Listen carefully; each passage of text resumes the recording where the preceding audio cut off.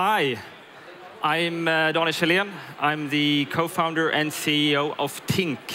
And Tink is a standalone personal finance app. You connect your bank, and we aggregate data from the banks and present a holistic view of your finances. We try to make personal finance fun, engaging, and sometimes even social. We're not at all about quarterly financial planning, but spending just 2 minutes a day to keep track of your everyday financials. Since we're only live in Sweden, we're based in Stockholm, team of 10, I thought I should start by doing a short introduction video. Let's see if we could run the movie. Think of all the purchases you make every day, month, and year. Those that went towards your best experiences, as well as all those small expenses you've already forgotten about. Tracking your expenses used to be a boring and time-consuming thing. Introducing Tink, a simple and beautiful new way of keeping track of your everyday personal finances. Tink gathers all your bank and credit card transactions in one place and makes it easy for you to see where your money goes. Set your goals, and Tink will follow them up for you. The Tink Feed highlights key events and insights, helping you to stay on top of your financials, wherever you are. Tink, follow the money. Now live in Sweden, coming to Europe soon. So when we founded Tink 2 years ago, we had no idea that we, in fact, had just taken on one major design challenge. Because pretty soon we realized that most people find personal finance boring. Let's see. That's boring. Complicated and time-consuming. We started realizing this when we launched a web alpha version of our product 1.5 years ago. It was a beautiful web tool where you can go in and drill down and do a lot of analysis yourself. Two big problems. One, you needed to be a bit financial savvy, and you needed to have quite a bit of time on your hand. Problem number two, we had about 10 sign-ups a day, and people rarely came back. On top of that, we had about 6 months left of money, and around that time, I also found some interesting stats about average retention for different categories of apps.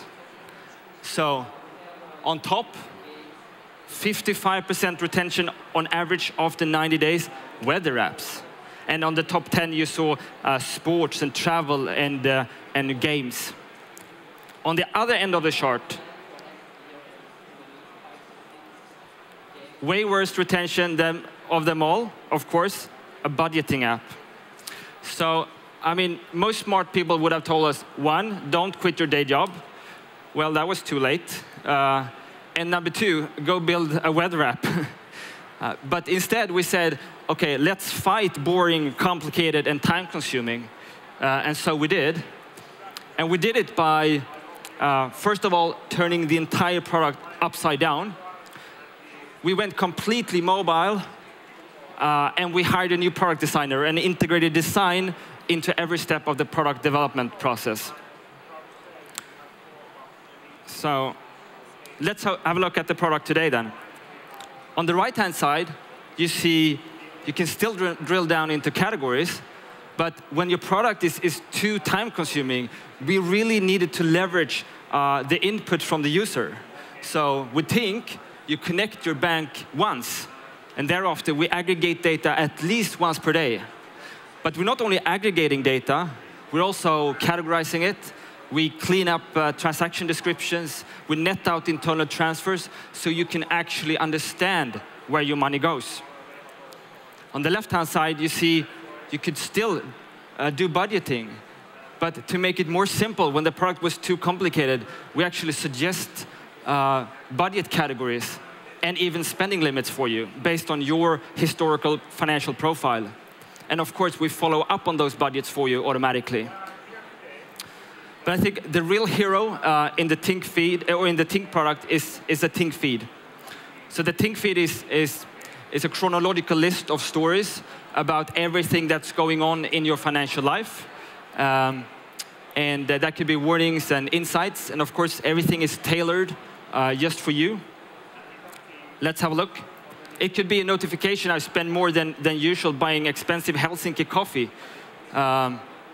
Or a monthly summary saying, how much did I have left to spend by the end of the month.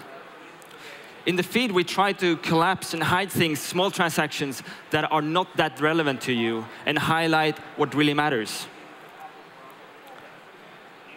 So I'm in good shape with my budgets, and I see I've reached a savings goal for New York. So that's great.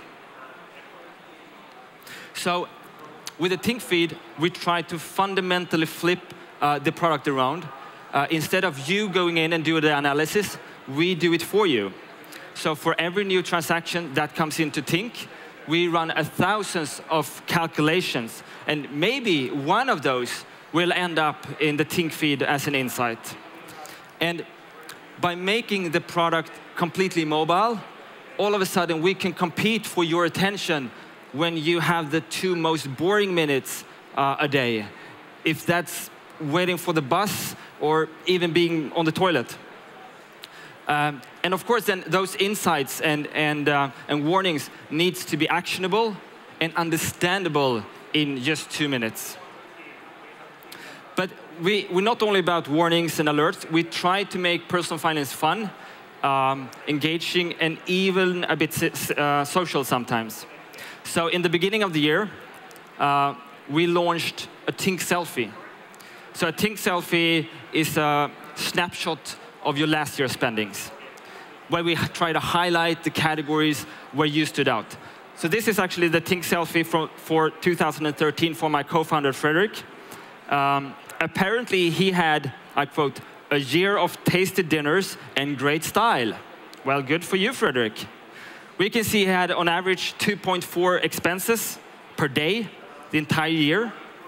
His longest buying streak were 45 days.